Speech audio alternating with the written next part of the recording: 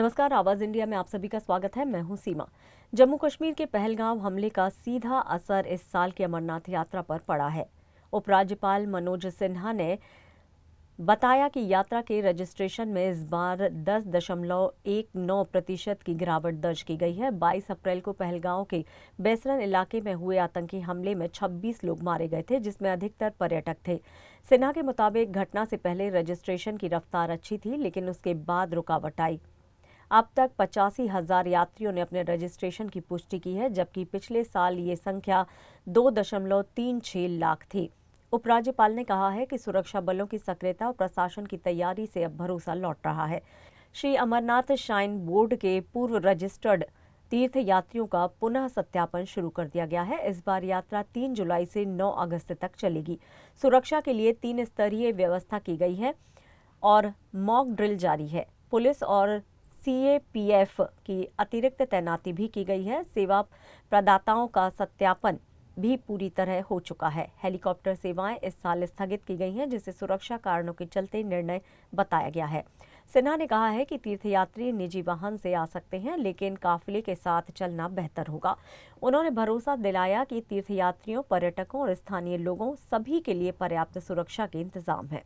पिछले 3-4 वर्षों में यात्रा में श्रद्धालुओं की सुविधाओं की दृष्टि से निरंतर श्राइन बोर्ड ने, जम्मू कश्मीर प्रशासन ने प्रयास करके सुविधाओं का काफ़ी विस्तार किया है। मोटे तौर पर आप में से अनेक लोग परिचित हैं कि दोनों जो रूट हमारे हैं, वो बालटाल एक्सिस हो या चंदनबाड़ी पहलगांव एक्सिस हो, वो सड़क 4 फुट 5 फीट चौड़ी हुआ करती थी। कई वल्नरेबल स्पॉट्स थे। पिछले 2-3 वर्षों में अब लगभग वो सड़क 12 फीट चौड़ी बना दी गई है और जहाँ भी वल्नरेबल स्पॉट्स थे वहाँ क्रॉस बैरियर्स, मजबूत रेलिंग।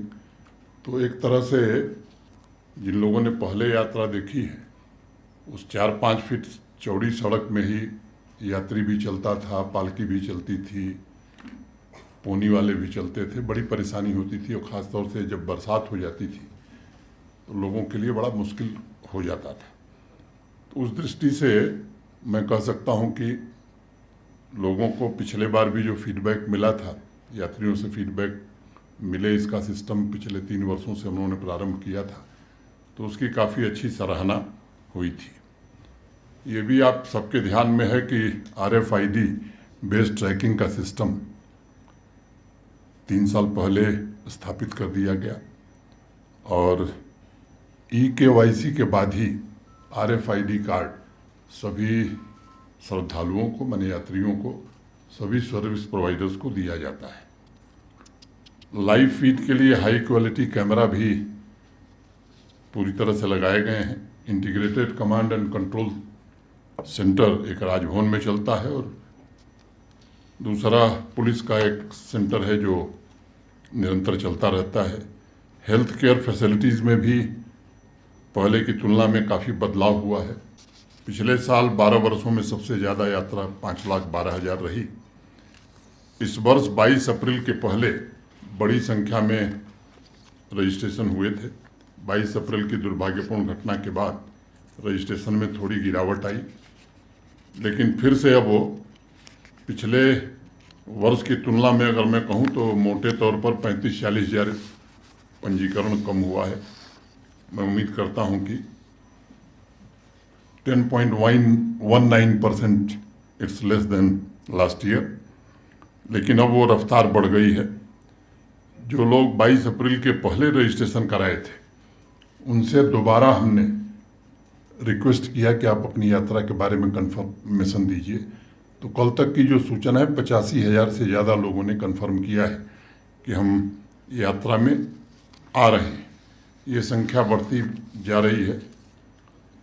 सुरक्षा की दृष्टि से भी जम्मू कश्मीर पुलिस, आर्मी और CAPF ने मिलकर के एक चाक चौबंद व्यवस्था सुरक्षा की दृष्टि से प्रारंभ से लेकर के और गुफा तक और सकुशल वापसी का किया है।